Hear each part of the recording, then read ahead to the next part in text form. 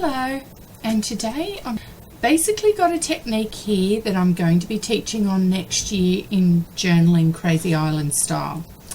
And this is a particular technique where you can, if you don't draw very well or you're just learning how to draw the form and you want to get a figure onto your page, this technique will help you. So I've drawn this in and I collaged down some Calamity Jane scores from a play and then decided that I was going to draw this image over the top, and I had this transfer on the left which is gorgeous, and you can see this fuzzy image of someone looking through the window, and it's focused on the wrought iron of the window but not what's behind it, and there's someone looking, you know, there's people behind the window. So I like to start my forms with pretty much the naked form, and then I start deciding what kind of clothes they're going to wear on top of that. Now in this particular scenario I thought, oh, I'll just make the dress really quite simple, and decided that I would be doing that. So I've just basically, when you have dresses like this, unless you want to make the girl look really quite fat, you do conform to their body a little bit and flare it out. So now I'm just using some white paint to block in the words so that I can actually paint over the top, and I can start blocking in the sketched legs from underneath that dress, so that when I do that dress you're not going to see the sketched legs. So I'm putting the white in here so that we can not see as much of the text, because I don't mind doing that, but you either have to have the text on the outside or on the inside, and I chose to have it more on the outside, although you'll see that I do tend to block a lot of it out, but a lot of it's still there. And what it also does is seal a lot of your drawing underneath, if that's what you want to do. I originally did a gesso wash over the collage of the play script, and my initial drawing of the girl, which is why she looked a bit faint and I drew over the top of her. So now I'm going to collage this awesome transfer down, and if you want to know how to do absolutely foolproof transfers, then you must take my course. It's a single course, it's $10, and it is a great transfer course where I actually show you how to do a full page transfer with this particular technique, and I've never had it fail. So what I'm doing here is using the matte gel medium to adhere it on. That's the best way to do it. I mean, I've used a matte gel medium to actually make that transfer, and oh gosh, I love it, that picture. It's such a good image. And the page behind it, you see that I've decided that I'm going to go over the top. Why did I go over the top with the matte gel medium? Because if your image is just that little bit blurry, because you might have microscopic paper fibers that are left over from it, that matte gel medium's going to just wet all those fibers down and then permanently leave them done. So now I'm just checking to see if any of that matte gel medium has gone anywhere. So I'm just checking the other pages, because when I scrape with this technique, often it will go over the edge of the pages, and then, you know, then you inadvertently stick some pages together. So I left it to dry for a little while, and then I was thinking about, well, what will I do? And I liked that kind of fleshy colour that's around the edge of the photo, so I thought I'm going to use that as my undercolor. So it's a very, you can see it's a very similar color. It's called Flesh, and it's actually by Matisse, and it's called Skin Tone Light Series 1, and I've got it in the Flow, but it's a pretty strong flesh tone, and you can see it's quite that salmon kind of color. So if I was going to be using this for flesh tones, which I do sometimes, and I wanted more of a pink base, quite often for Australia I have more of a tanned base, and so you know, an Australian sienna base, so it's more yellow. I do that in some of my figures, but this is the underpainting. So now what I'm going to do is go and get some white and I'm going to blend that back in. So you can't, because I'm kind of focused on the page here, I'm kind of winging it. But what I want to do is go around the edge and blend it in with some white so that you can see the text. But really I'm starting to blend that flesh tone out because I don't want it nearly as strong as what it is. So I have to do that. And I'm doing it to a lesser degree of what I've done over the top. And I'm going to leave a lot of the text in the middle. I'm going to put a light coat. And then as I do this, I think to myself, I really want to put like a painterly kind of stroke into the top, and I can do that with the light upon the dark. And so as I get to the end stages here, I think to myself, okay. So what I'm going to start doing after I've blocked in some of those features around the girl, which I really kind of, you know, she's really coming out, and I have an intention later on. I'm using this cross thatch motion. You can see this cross thatch motion here, where I'm just wanting texture, and like I want it to look kind of painterly and strokey on the page and not just perfectly blended. So I was perfectly blending it, and then I decided to go messy, stroke messy, and then I took that across to the other side of the page in a lesser form. So I'm not going to do as much with it, and it is going to look a little bit pinker, and I am going over the transfer a little bit, which I don't mind because I always like to blend these into the background so that you kind of don't know that they're a transfer essentially.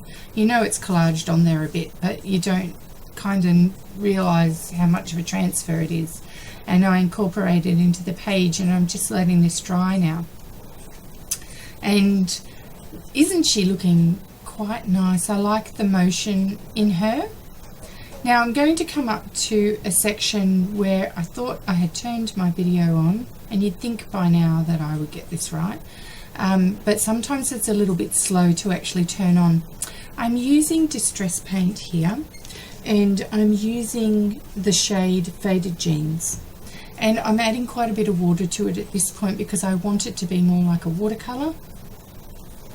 And I'm just making sure that I block this in so that I can't see her legs, although I want to show movement in the skirt, which would naturally happen if the wind was blowing against her. So the wind's blowing against her a bit, but there would be a ripple where her front leg would be.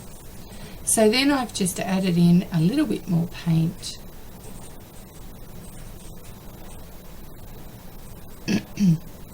And I'm just making it streaky and strokey and trying to make it look a little bit fluid. And I like that, so I'm going to leave it. And now I'm just going to dry a lot of that off because I want to write on this. I've decided I'm actually going to write. And when I put the girl with, and she seems to be suspended and up on her toes and almost just hanging there, I could almost add, you know, like I thought about adding fairy wings to her at this point, but I decided not to. And I am going to write on this now, and I have this story, and the story goes like this, and you'll see me writing it in, and it kind of flowed from me as I was writing it because I thought, what does this window, which I got in a magazine, you can see the print from the score behind it, which I really like as well, just to add something extra to it. What is the story of the girl behind the window, which could be this girl that's on the other side of the page? And the story goes like this. She looks through the window of her past, and she wonders how she will ever move on from all the pain, the memories. But now as the year ends, she feels hope, something sprouting, burgeoning. But the struggles remain to cloud and to colour her thoughts, like looking back through the window of her soul. and back into her dreams.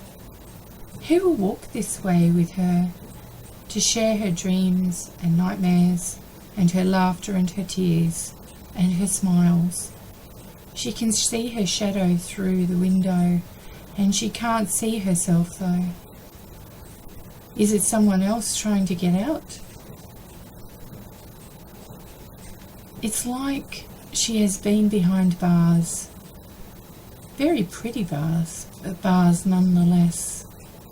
Who will hear her cry? Will they try to save her from the darkness?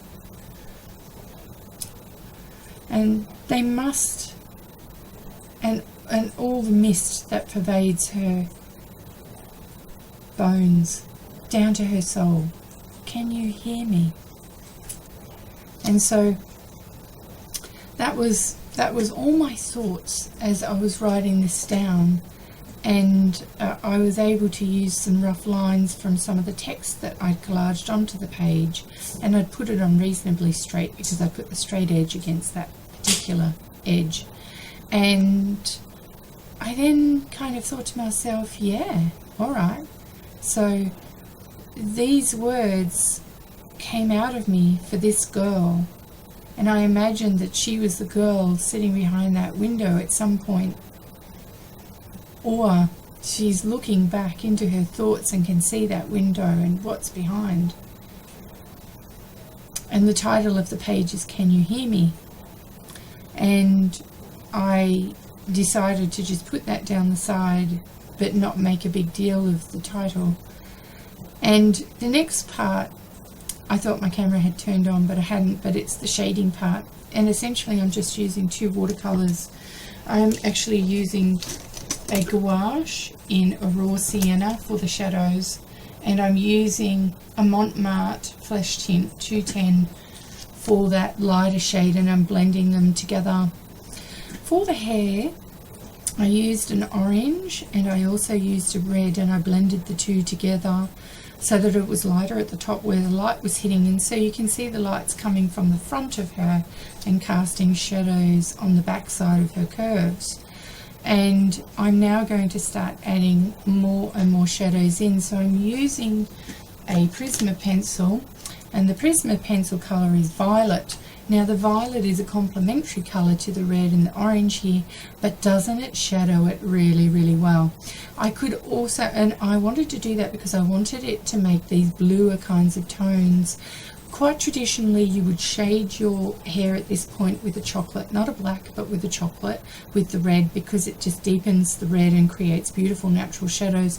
The purple is working equally well, and it blends like it's almost shadowed off the dress there. So all I'm doing is just adding some ripples and curves and light and shadow into her hair that's blowing behind her a bit.